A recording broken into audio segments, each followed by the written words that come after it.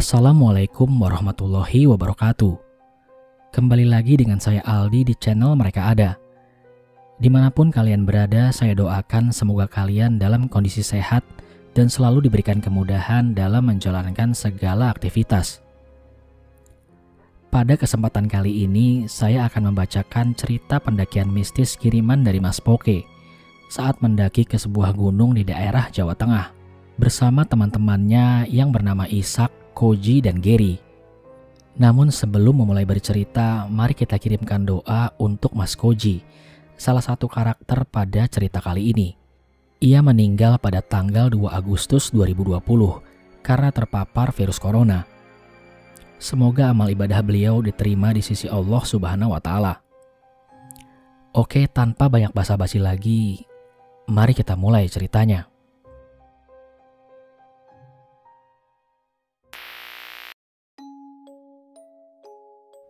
Assalamualaikum, namaku Poke.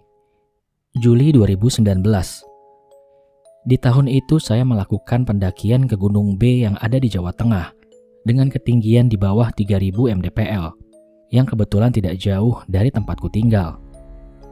Nama gunung sengaja saya samarkan karena pada saat saya menuliskan cerita ini saya sempat berkomunikasi dengan pihak basecamp.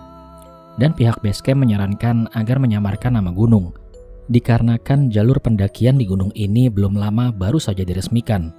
Khawatir akan menjadi sesuatu hal yang membawa dampak kurang baik. Semuanya saya kembalikan kepada teman-teman Mereka Ada. Apakah meyakini ini kisah nyata atau tidak? Semua berawal pada bulan Juni 2019. Kebetulan teman-temanku yang merantau sedang pulang kampung. Mereka adalah Koji, Gary, dan Ishak. Mereka semua sudah aku anggap seperti kakakku sendiri. Karena kami sering melakukan pendakian bareng sejak aku berusia 15 tahun pada tahun 2011. Dan berlanjut sampai dengan sekarang. Waktu itu usiaku bisa dibilang paling muda dari mereka. Sudah beberapa minggu mereka di rumah. Kala itu kami sedang nongkrong di tempat kami biasa nongkrong dan bercanda tawa. Saat itu kebetulan Gary sedang berulang tahun. Aku pun akhirnya membuka pembicaraan. Ger, lu kan lagi ultah nih. Lu mau minta apa? Kita turutin deh. Yang penting jangan yang aneh-aneh. Ucapku sambil cekikikan.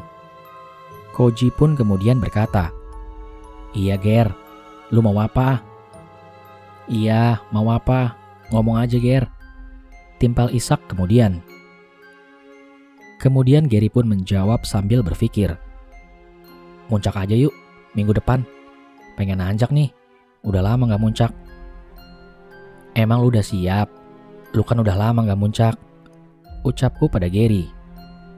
Gary kemudian menjawab, kita muncak yang dekatan aja lah, yang gak terlalu tinggi. Ya udah, kita muncak ke Gunung B aja gimana? Mau gak? Tanya Ishak. Oke deh, aku mau oke aja dah. Gimana jadinya, yang penting berangkat minggu depan. Timpal Gary dengan semangat. Ya udah kalau gitu, ucapku pada yang lain. Singkat cerita, setelah pembicaraan malam itu, hari di mana yang kami tunggu pun tiba. Sebelumnya, aku sudah mempersiapkan segala sesuatu yang akan dibutuhkan nanti. Oh iya, kami membawa tenda masing-masing kapasitas 1-2 orang, dan Gary yang membawa tenda dengan kapasitas 4-5 orang. Aku juga membawa plastik yang ukurannya kira-kira 4 meter persegi untuk berjaga-jaga. Kami pun juga membawa nesting masing-masing, serta logistik masing-masing. Itu semua karena kami trauma. Dulu pernah terpisah dan tersesat di hutan gunung sekitar 5 hari, dan aku pun tak membawa logistik ataupun tenda karena tenda dibawa oleh 1 orang. Karena dari itu kami bisa mengambil pelajaran dan mempersiapkan segala sesuatu saat mendaki gunung. Singkat cerita, aku berangkat menggunakan motor Vegaku yang aku sayangi. Kami pun berkumpul di tempat biasa kami nongkrong. Dan singkat cerita, karena kami semua sudah lengkap, kami pun berangkat menuju basecamp K yang terletak di Gunung B. Sesampainya di sana, kami pun langsung menitipkan motor ke rumah warga sekitar. Karena di basecamp K tidak ada tempat parkir untuk memarkirkan motor-motor kami. Aku berangkat dari rumah jam 4 pagi dan sampai di base camp jam setengah 6. Setelah itu kami pun mengurus perizinan. Setelah selesai, kami packing ulang khawatir ada yang tertinggal sebelum pendakian. Kami pun membentuk lingkaran dan berdoa yang dipimpin oleh Ishak sebagai yang paling tua di antara kami. Setelah selesai berdoa, kami pun berangkat dan segera memulai pendakian. Formasi awal pendakian ada Ishak sebagai leader dan Gary menjadi sweeper, karena mereka berdua yang paling senior dari aku dan Koji. Dari base camp menuju ke pos 1 kira-kira memakan waktu sekitar setengah jam. Perjalanan dari base camp menuju pos 1 masih aman-aman aja. Setelah sampai di pos 1 dan beristirahat sejenak, kami pun melanjutkan perjalanan menuju pos 2. Setelah sampai di pos 2, keanehan pun mulai terjadi. Terdengar suara berisik orang bicara dari arah bawah dan langkah kaki yang agak ramai. Wah, kebetulan nih, rame kayaknya, ucapku sambil tersenyum. Iya, kayaknya rame nih. Kita tunggu mereka sampai ya, ucap Gary. Oke lah kalau gitu, jawab Ishak. Sekitar 2 menitan kami menunggu. Mereka pun belum sampai. Mana sih? Katanya rame dari bawah. Kok nggak ada pendaki satupun dari bawah? Ucap Ishak sambil keheranan. Iya, kok lama bener ya? Ger, coba lu samperin, ucapku. Oke deh, ucap Gary sambil berdiri dan berjalan ke arah bawah. Setelah kurang lebih 6 menit Gary ke arah bawah, akhirnya ia kembali. Gimana Ger? Ada? Tanyaku. Apaan? Gak ada pendaki sama sekali, jawab Gary yang keheranan. Aduh, masa iya sih? Jadi merinding deh gua, timpal Koji. Ya udahlah, kita lanjut aja, ujar Ishak pada kami. Padahal suara keramaian dan tapak kaki para pendaki itu sangat jelas terdengar. Suara itu berhenti saat Gary hendak turun ke bawah. Dan saat kami berjalan lagi, samar-samar aku mendengar suara orang yang teriak minta tolong. Suaranya seperti wanita yang sedang dikejar sesuatu. Berhenti deh bentar. Lu pada dengar gak? Ucapku pada yang lain. Ishak dan Koji pun menjawab. Enggak tuh, gak dengar apa-apa. Cuma suara langkah kaki kita aja. Emang lu dengar suara apa? Tanya Gary. Udah gak usah dibahas. Kita lanjut aja, cepetin dikit langkah kakinya, ujar Ishak yang sepertinya sudah tahu. Setelah itu kami berjalan agak cepat, dan setelah agak lama berjalan kami pun sampai di pos 3. Aku pun merasa agak aneh. Kok udah sore ya? Padahal baru jalan sekitar 2 jam dari pos 2. Ishak pun terlihat bingung. Poke, lu ngerasa nggak? Tanya Ishak padaku. Iya nih. Namun tiba-tiba seketika ada suara terdengar. Suara seperti benda jatuh dan suara tertawa yang agak menyeramkan. Seketika suasana pun menjadi sunyi. Tak ada suara apapun. Suara hewan pun tak ada. Keanehan yang aku rasakan pun semakin menjadi-jadi. Udah jangan pada bengong. Kita camp di sini aja. Besok kita lanjut lagi, ucap Ishak yang terlihat seperti orang yang sedang marah. Aku, Gary, dan Koji pun hanya mengiyakan ucapan Ishak. Kenapa sih Ishak? Kok kayak orang marah gitu? Gak kayak biasanya, ujar Koji. Iya tuh, gak tahu kenapa. Gary pun menimpali. Gua juga ngerasa aneh setelah suara tadi, ucapku yang menambah semua kebingungan ini. Dan semua pun terdiam. Aku melihat Ishak duduk dan sambil melihat ke arah bawah dengan posisi mematung tanpa bicara dan tanpa bergerak. Setelah kami selesai mendirikan tenda, aku pun mencari kayu dan ranting bersama Koji, sedangkan Gary menyiapkan makan malam. Setelah ranting kayu terkumpul, aku dan Koji pun kembali ke tenda. Saat sedang berjalan menuju tenda, betapa terkejutnya aku. Tiba-tiba ada sosok besar hitam berbulu lebat dengan mata yang menyala berwarna merah kekuning-kuningan, berdiri tegak tepat di hadapanku. Setelah aku melihat makhluk itu, serasa badanku kaku tidak mau bergerak. Ingin teriak pun mulut terasa berat. Ingin pingsan tapi tak bisa pingsan. Nangis pun tak bisa.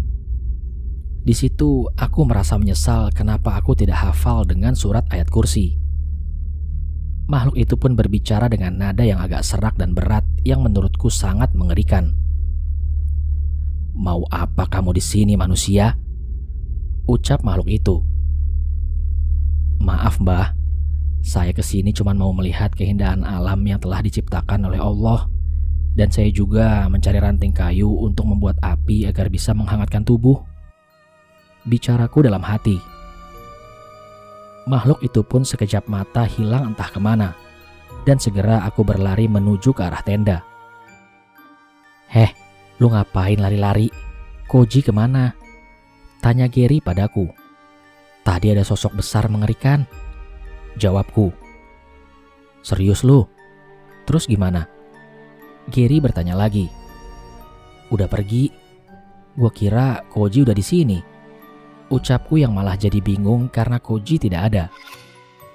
Aku kembali melihat Ishak yang masih seperti tadi sore, duduk menghadap ke tanah dan tak bergerak. Tak berapa lama Koji pun datang. "Kenapa lu tadi lari? Gue panggil-panggil malah lari terus," ucap Koji sambil menaruh ranting kayu ke tanah. "Udah gak usah dibahas, besok aja kalau udah di bawah," ucap Gary yang mencoba mengalihkan pembicaraan. "Ger, itu si Ishak kenapa dia mulu? Gak gerak-gerak lagi," ucapku yang bingung dengan sikap Ishak. "Udah gak usah diganggu, bentar lagi juga ngomong dia," jawab Koji. "Kenapa sih emang? Baru lihat gue dia kayak gitu," ucapku yang masih kebingungan. Singkat cerita, api unggun sudah jadi dan makan malam pun sudah siap. Kulihat Koji duduk di samping Ishak.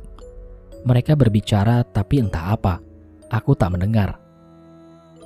Setelah itu Ishak pun sadar dan mau berbicara kembali. Udah makan aja gak ajak-ajak," ucap Ishak sambil beranjak dari tempat duduknya dengan disusul oleh Koji. "Lu sih dari tadi matung mulu, kenapa sih?" tanyaku dengan penasaran. "Gak apa-apa," jawab Ishak dengan singkat. Saat kami sedang makan, tiba-tiba terdengar suara tangisan perempuan yang jaraknya sangat dekat. "Suara cewek nangis itu di mana ya?" tanya Gary. "Udah biarin aja," ucap Ishak pada kami. Gary itu sebenarnya yang paling takut di antara aku, Koji, dan Ishak. Dia suka penasaran, dan kalau sudah tahu bentuknya, dia pasti langsung pingsan. "Iya, makan aja dulu. Ntar kalau udah selesai langsung tidur aja," jawab Koji. Singkat cerita, kami pun tidur di satu tenda. Sebelum tidur, aku sempatkan keluar dari tenda untuk ngopi sambil merokok dan kembali memikirkan apa yang terjadi pada Ishak. Kok Ishak tingkahnya aneh ya? Apa kerasukan? Tapi sosoknya apa ya? Kok cuma diam dan mematung? Tanyaku dalam hati. Tak lama aku melihat lampu headlamp pendaki dari arah atas yang hendak turun. Mau turun tuh kayaknya. Setelah aku menunggu agak lama, para pendaki itu tak muncul-muncul. Aduh, apa demit lagi ya? Pikirku saat itu.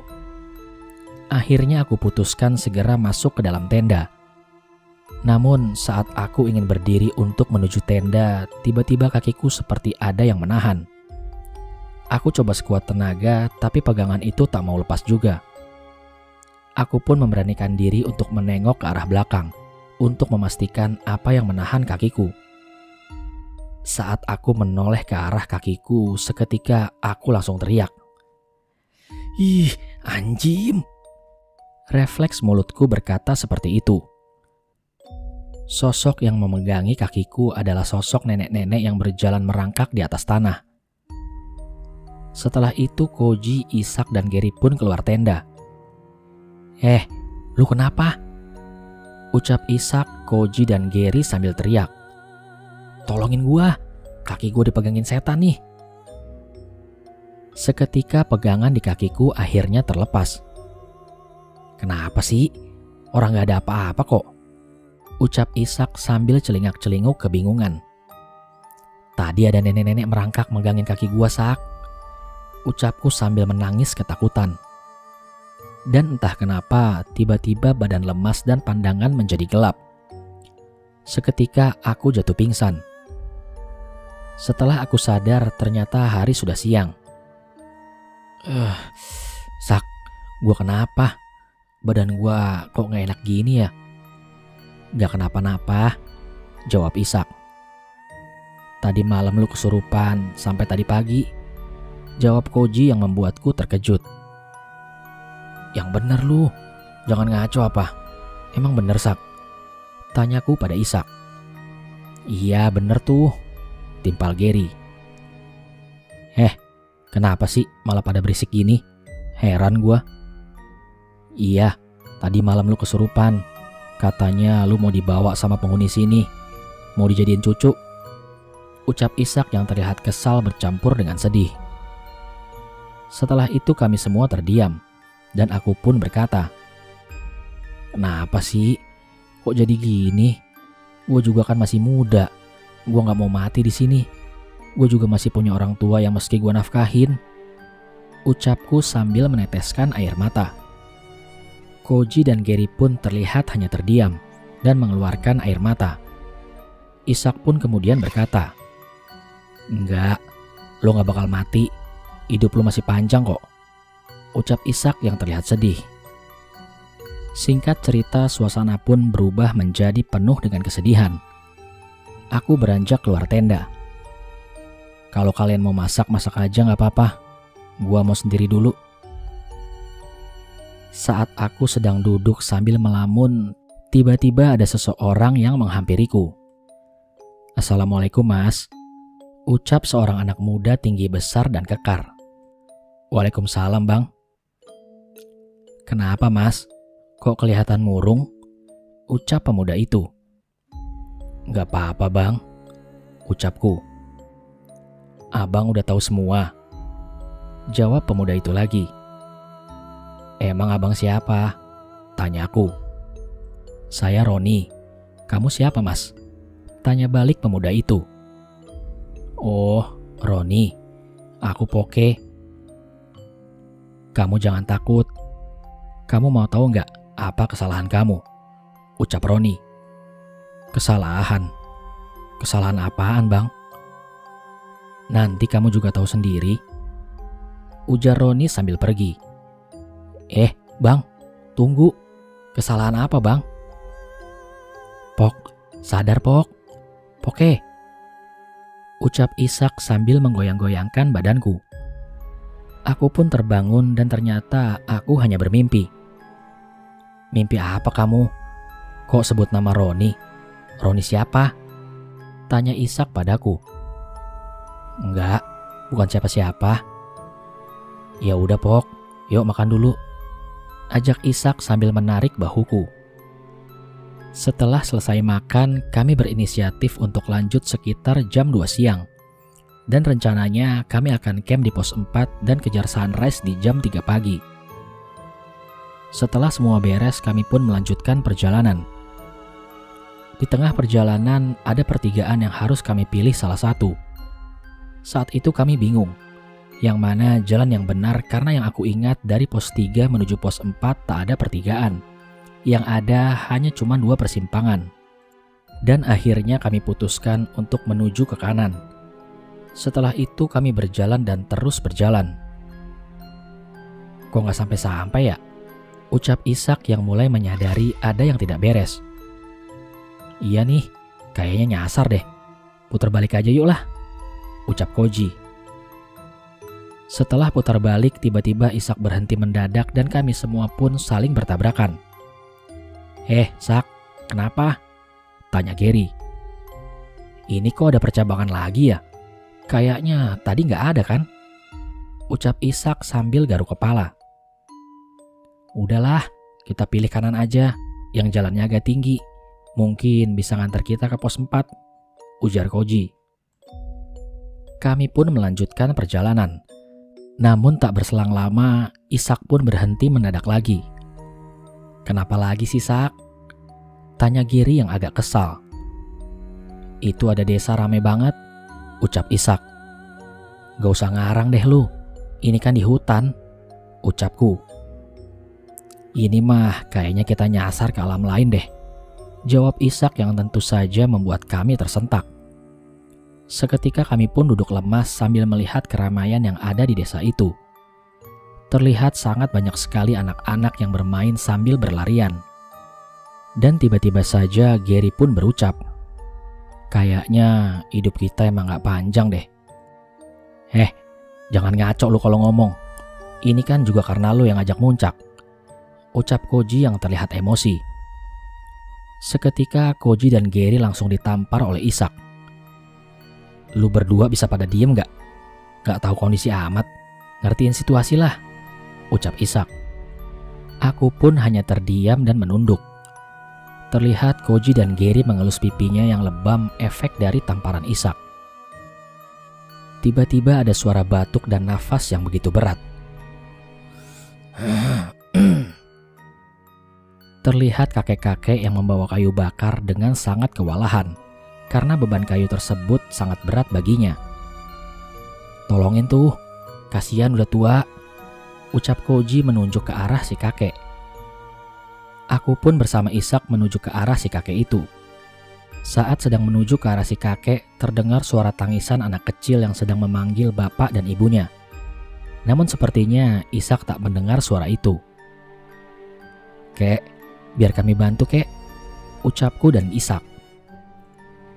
Gak usah nak, kakek bisa sendiri, jawab si kakek. Beneran kek, saya bantu gak apa-apa, ucap Ishak dengan sedikit memaksa. Iya kek, kan kakek udah tua, kita bantuin ya kek, tambahku. Ya udah, ini nak. Aku dan Ishak pun membawa kayu si kakek, dan si kakek dituntun oleh Koji dan Gary. Di perjalanan kami berbincang-bincang dengan si kakek itu. Kulihat di sekeliling orang-orang dan anak-anak kecil tidak bergerak sama sekali, hanya mematung dan melihat ke arah kami dengan raut wajah yang begitu pucat. Udah, biarkan aja mereka. Mereka hanya heran kenapa manusia datang ke sini, ucap si kakek yang sambil berjalan dan dituntun oleh Koji dan Gary. Mendengar hal itu, aku hanya diam saja. Begitu pula dengan Ishak. Kulihat raut wajah Koji dan Gary terlihat bingung. Dan setelah beberapa saat kami berjalan, akhirnya kami sampai di rumah si kakek. Kami pun dipersilakan untuk mampir terlebih dahulu. Nak, mampir dulu ke rumah kakek, biar tenaganya terisi. Nek, ada tamu nih, ucap si kakek sambil memanggil si nenek. Oh, silakan mampir dulu cu, ini makan singkong rebus dulu, ucap si nenek yang sambil menyodorkan singkong kepada kami. Iya nek, jadi ngerepotin ini malahan, ujar Ishak. Setelah berdiskusi, kami pun akhirnya memutuskan menginap di rumah si kakek satu malam. Setelah si kakek menawarkan kami untuk menginap. Dan rencananya besok pagi kami akan melanjutkan perjalanan. Di tengah-tengah kami makan singkong, aku mendengar suara teriakan dan minta tolong dari arah luar. Suaranya terdengar sangat ramai. Kami pun hanya kebingungan dengan apa yang terjadi di luar sana. Kemudian si kakek berbicara kepada si nenek. Nek, kamu jaga anak-anak ini. Pasti ada buto yang tahu keberadaan mereka. Aku, Koji, Ishak, dan Gary pun hanya saling memandang satu sama lain. Udah, gak usah pada takut. Ada nenek sama kakek, ucap si nenek sambil duduk bersila. Emangnya ada apa, Nek? Kok rame gitu di luar? Dan sekarang tiba-tiba sunyi? Tanya Ishak dengan penasaran. Di luar ada buto yang mencari daging segar untuk dimakan. Mereka mungkin mencium keberadaan kalian. Jadinya kalian yang dicari-cari, ujar si nenek. Kami pun hanya terdiam. Aku melihat Gary meneteskan air mata dengan raut wajah ketakutan. Begitu juga denganku. Dan di saat rasa takut kami belum juga hilang, terdengar lagi suara tertawa keras dan mengerikan. Mana anak manusia itu? Aku ingin daging mereka. Jangan harap. Pergi kamu dari sini.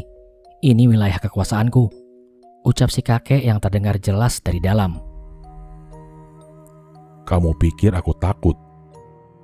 Ucap si buto yang tertawa. Kami pun diarahkan oleh si nenek untuk pergi menjauh dari tempat itu, dan si buto akan dihadang oleh si kakek dan si nenek. Kami pun langsung bergegas lari meninggalkan tempat itu. Gary yang sudah lemas karena terus berlari, dengan sesekali ia pun terjatuh. Begitupun denganku. Udah, tinggalin aku aja gak apa-apa, ucapku karena aku sudah benar-benar tak kuat lagi untuk berlari. Enggak, kita naik bareng. Kita pun naik dengan bernyawa dan berempat. Kita harus turun juga seperti itu. Gak boleh ada yang ditinggal, ucap Ishak yang sambil mengangkatku dengan Koji. Ayo cepetan kita pergi, ucap Gary yang terlihat ketakutan dengan menangis. Aku pun antara sadar dan tidak, karena tubuhku juga sudah drop. Dan yang aku ingat adalah kami jatuh ke jurang yang tak begitu dalam, hanya sekitar 20 meter. Setelah itu aku terbangun karena mendapati seekor monyet yang melempariku dengan pisang. Kulihat Ishak, Koji, dan Gary masih belum sadar. Aku coba berdiri. Aku merasakan rasa nyeri dan pegal yang luar biasa. Dan tanpa aku sadari, ternyata tangan kiriku patah. Aku pun merangkak menghampiri Ishak. Sak, bangun Sak, bangun, ucapku yang sedang kesakitan. Sesaat kemudian Ishak pun terbangun dari pingsannya. Aduh, kita di mana? Badan gue sakit semua ini, ucap Ishak. Kita jatuh ke jurang Sak. Tuh, lihat ke atas, ucapku. Ishak pun hanya terdiam dan membangunkan Gary dan Koji. Tanganku patah kayaknya nih, yang kiri gak bisa digerakin. Semuanya pun menjadi panik. Terus gimana dong? Ucap Gary. Koji pergi mengambil sebatang kayu sekitar 10 cm dan membawanya untuk menahan tulangku agar tidak bergeser dan tidak menimbulkan rasa nyeri. Setelah itu kami melihat di depan ada semak-semak yang tinggi. Kami pun menerabas semak-semak itu dan akhirnya kami menemukan jalur. Kami akhirnya mengikuti jalur itu. Di sepanjang perjalanan kami tak henti-hentinya berdoa. Waktu kala itu sekitar jam 3 sore. Setiap kami melangkah ada saja gangguan. Ishak dan Gary yang tiba-tiba terjatuh. Padahal di samping kiri kami tak ada akar pohon. Hanya saja di kiri kami jurang dan sebelah kanan kami adalah hutan yang lebat seperti belum pernah dijamah oleh manusia. Tiba-tiba aku terjatuh. Secara refleks aku menahan badanku dengan tangan kiriku yang patah. Aku pun langsung menjerit kesakitan. Tulang pun terlihat jelas menonjol di pergelangan tangan kananku. Aku di situ hanya bisa merasakan ngilu dan kesakitan sambil menangis. Dengan kondisiku yang seperti itu, sontak saja membuat aku tak sadarkan diri lagi.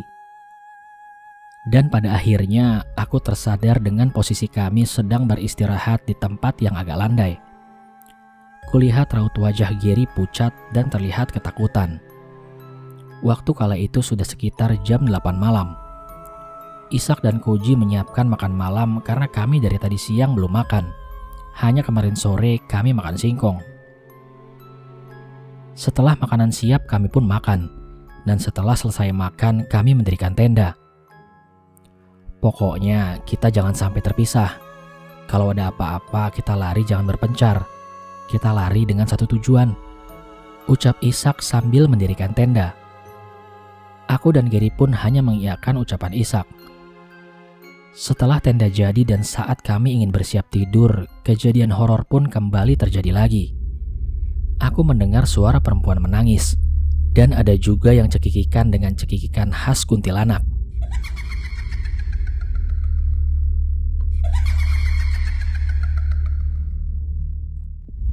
Semakin lama ku dengar suara tangisan itu semakin dekat. Suaranya seperti ada di belakang tenda kami.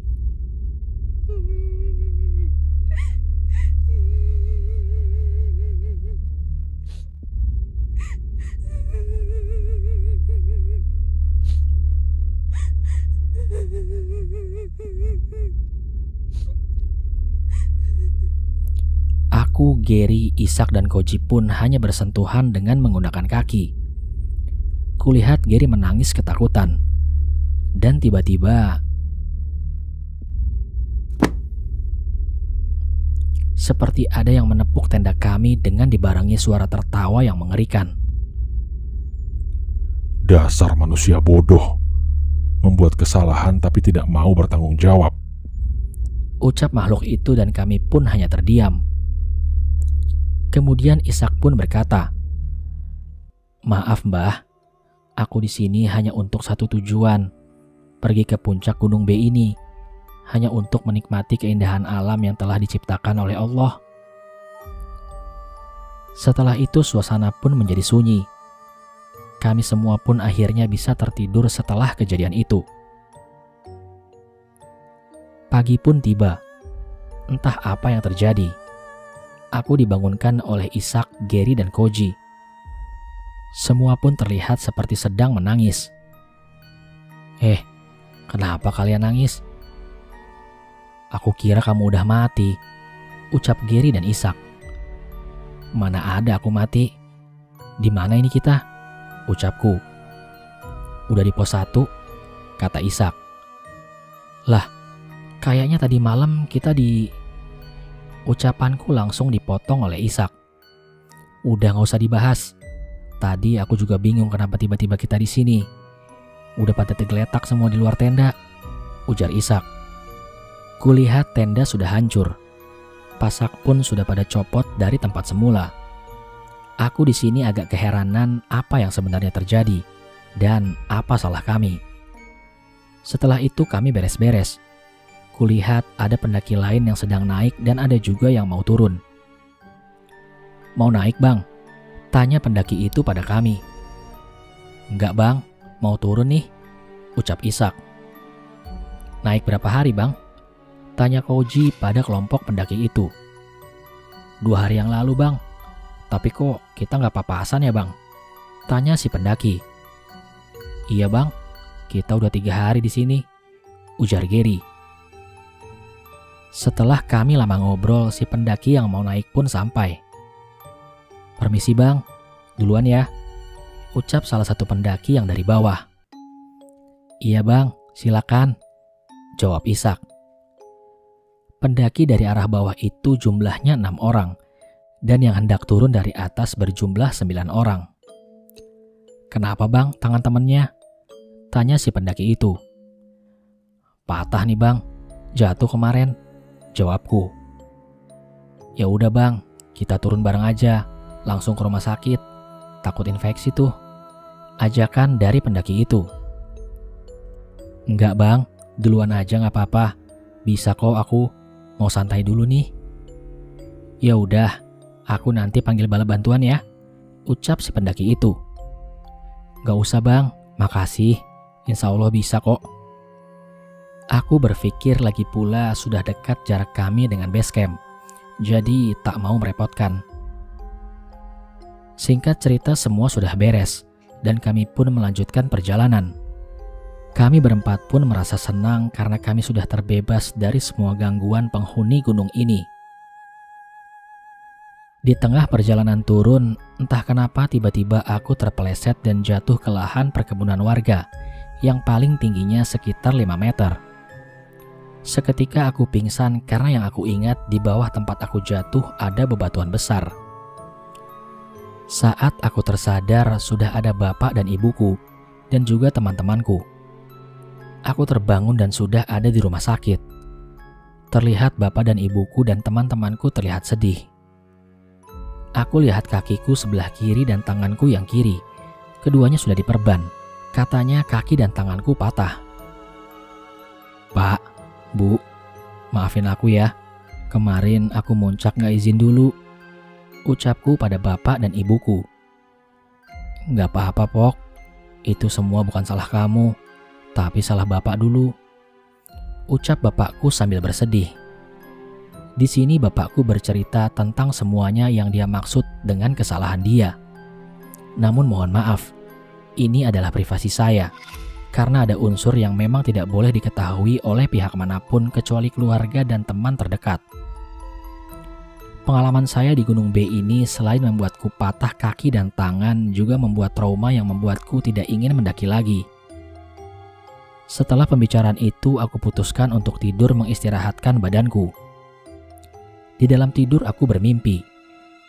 Roni, anak muda yang pernah menghampiriku di dalam mimpi saat di gunung itu, muncul kembali. Ia kemudian berkata, "Sudah tahu semua kan apa penyebabnya?"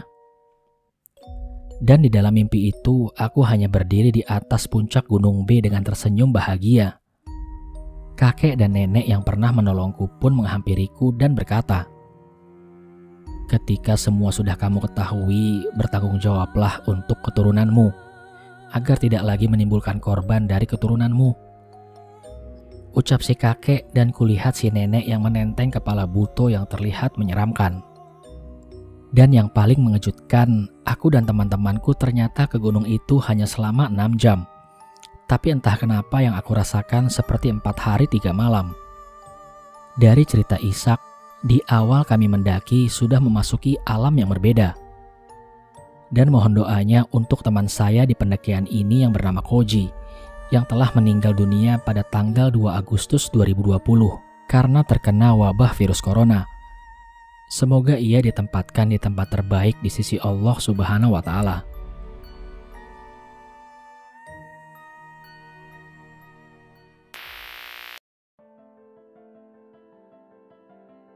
Sekian cerita pada kesempatan kali ini. Restu orang tua sangat penting kemanapun kita melangkah. Doa dan restu yang terucap dari mulut mereka menjadi sebuah perisai diri agar terhindar dari bahaya yang mungkin saja akan kita jumpai. Terima kasih untuk Mas Poke yang sudah mau berbagi cerita pendakiannya di channel Mereka Ada. Sebenarnya Mas Poke masih memiliki cerita pendakian mistis saat mendaki ke Lawu dan Sumbing. Mari sama-sama kita nantikan cerita selanjutnya dari Mas Poke. Sekian dulu perjumpaan kita kali ini. Sampai bertemu pada episode selanjutnya. Saya Aldi pamit undur diri dari hadapan kalian. Wassalamualaikum warahmatullahi wabarakatuh.